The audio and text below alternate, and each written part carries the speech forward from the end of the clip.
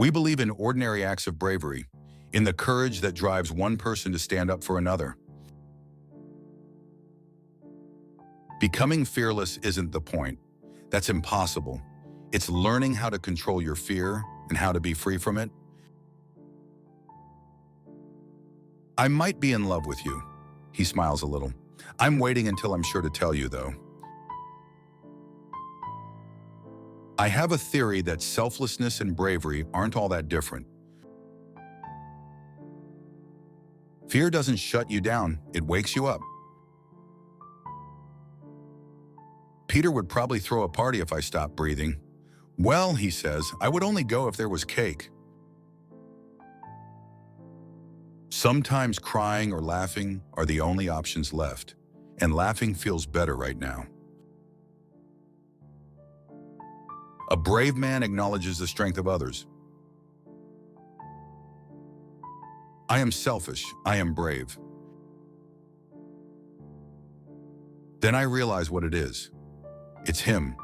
Something about him makes me feel like I'm about to fall, or turn to liquid, or burst into flames. Politeness is deception in pretty packaging. It must require bravery to be honest all the time. Sometimes the best way to help someone is just to be near them. I feel like someone breathed new air into my lungs. I am not abnegation. I am not dauntless. I am divergent. Can you be a girl for a few seconds? I'm always a girl, I frown. You know what I mean. Like a silly, annoying girl. I twirl my hair around my finger. Kay.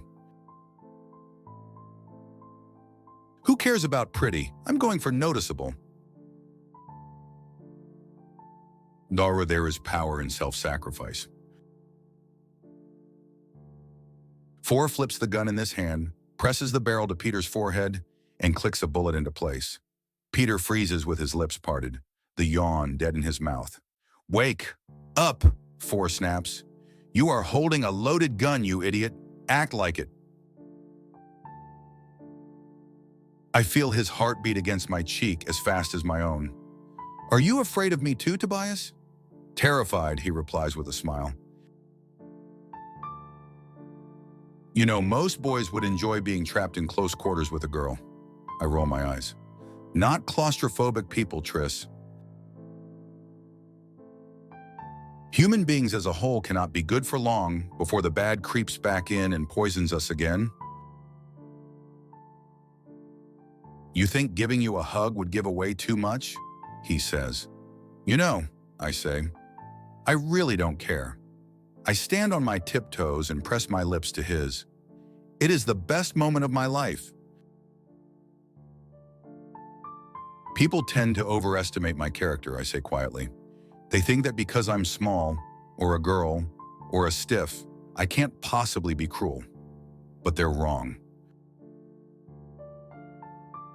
For a few minutes we kiss, deep in the chasm, with the roar of water all around us. And we rise hand in hand. I realize that if we had both chosen differently, we might have ended up doing the same thing, in a safer place, in gray clothes instead of black ones. Human reason can excuse any evil. That is why it's so important that we don't rely on it. What did you do? Memorize a map of the city for fun? Says Christina. Yes, says Will, looking puzzled. Didn't you? Two things you should know about me. The first is that I am deeply suspicious of people in general. It is my nature to expect the worst of them. And the second is that I am unexpectedly good with computers. Why do people want to pretend that death is sleep? It isn't. It isn't.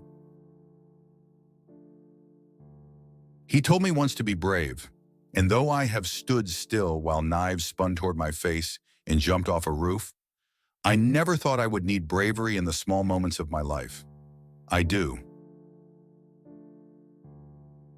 Shh, I say, arms around me. Obediently, he slips both arms around my waist. I smile at the wall. I am not enjoying this. I am not even a little bit, no.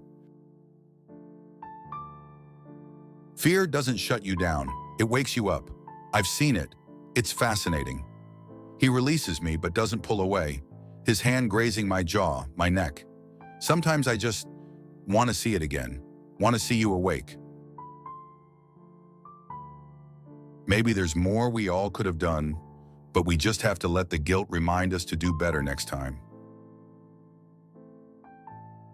If Eric thinks I did something right, I must have done it wrong. A chasm reminds us that there is a fine line between bravery and idiocy.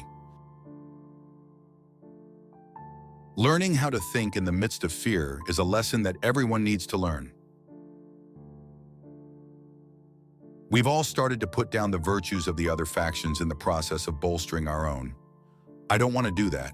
I want to be brave and selfless and smart and kind and honest. He clears his throat. I continually struggle with kindness. We kiss again, and this time it feels familiar. I know exactly how we fit together. His arm around my waist, my hands on his chest, the pressure of his lips on mine. We have each other memorized. We could visit him, suggests Will. But what would we say? I didn't know you that well, but I'm sorry you got stabbed in the eye? It isn't right to wish pain on other people just because they hurt me first. You know I'm getting a little tired of waiting for you to catch on.